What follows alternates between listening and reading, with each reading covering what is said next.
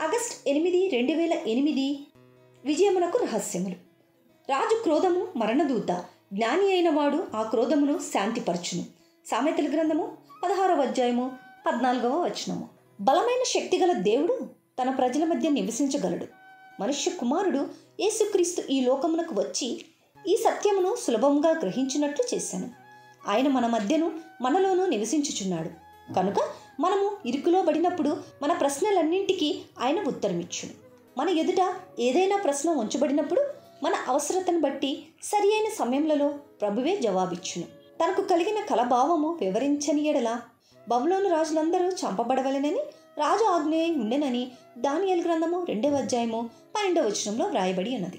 బబులోను అధికారులు ఏ విధముగానైనను దానియేలును తన స్నేహితులను చంపవలెనని ఆశించిరి. అయినను ఈ 4 యవ్వనస్తులు ఏమాత్రమును భయపడలేదు. వారు విశ్వాసముతో ప్రార్థించ మొదలుపెట్టిరని దానియేలు గ్రంథము 2:16, 17, 18 వ్రాయబడి ఉన్నది.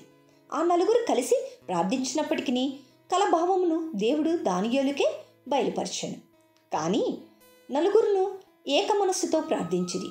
జయ జీవితమును అనుభవించవలెనని మనము మనతోటి విశ్వాసులతో ఏకత్వము కలిగి ఉండవలెను.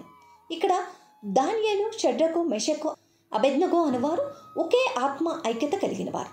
కాబట్టి వీరి ఏకత్వంతో చేసిన ప్రార్థన ఒక గొప్ప అపాయం నుండి విడిపించడానికి కారణమైంది.